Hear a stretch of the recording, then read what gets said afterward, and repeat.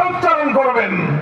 যারা এরকম তাগুতকে ভয় না পেয়ে বাতিলের সামনে মাথা নত না করে আল্লাহর দ্বীনের কথাগুলো এভাবে উচ্চারণ করবেন, সাহসী উচ্চারণ করবেন, আপনার কণ্ঠ যখন আল্লাহর জন্য উচ্চারিত হবে, লক্ষ কণ্ঠে আপনার জন্য দোয়া হবে। আল্লাহ পাক রব্বুল আলামিন আমাদের মধ্যে এই নেকির ধারা যেন অব্যাহত রাখেন। আমিন।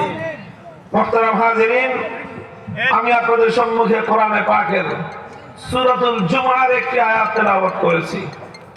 আমার আলোচ্য তেলাওয়াতকৃত এই আয়াতের মধ্যে আল্লাহ পাক রব্বুল আলামিন তার নবীজি মুহাম্মদুর রাসূলুল্লাহ সাল্লাল্লাহু আলাইহি ওয়াসাল্লামের আগমনের উদ্দেশ্য, নবীর কর্মসূচি, নবী কি কাজ করেছেন সেই কাজের বর্ণনা দিয়েছেন।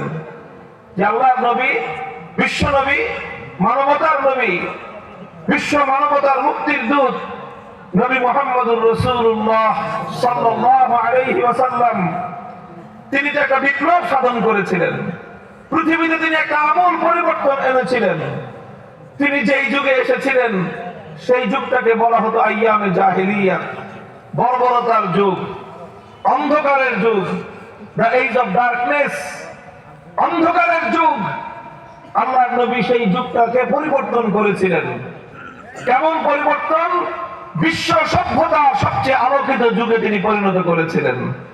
যে মানুষগুলো পৃথিবীর ইতিহাসে সবচেয়ে বর্বর মানুষ ছিল, সেই মানুষগুলোকে বিশ্ব ইতিহাসের সবচেয়ে সুন্দর, সবচেয়ে উত্তম সোনার মানুষে তিনি পরিণত করেছিলেন। কিভাবে তিনি করেছিলেন? যে আরব, বেদুইনদের আরব ছিল, মরুচারী আরব ছিল, যাদের মধ্যে কোনো শিক্ষা দীক্ষা কিছুই ছিল না, সেই আরব জাতি আল্লাহর পয়গম্বরের শিক্ষায় এত উন্নতি সাধন করেছিল যে পৃথিবীর এক প্রান্ত থেকে আরেক প্রান্ত পর্যন্ত শত শত বছর পর্যন্ত সে আরবরা শাসন করেছে।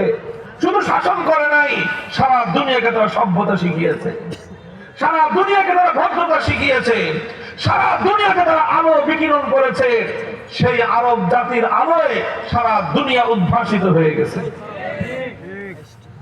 তো তারা সেই আলো কোথায় পেয়েছিল? আরব জাতি সেই আলো পেয়েছিল মুহাম্মদুর রাসূলুল্লাহ সাল্লাল্লাহু আলাইহি ওয়াসাল্লামের কাছ থেকে। আল্লাহর নবী এই যে ব্যাপক পরিবর্তন আনলেন, বিপ্লব আনলেন, কিভাবে আনলেন? কোন কর্মসূচির মাধ্যমে আনলেন?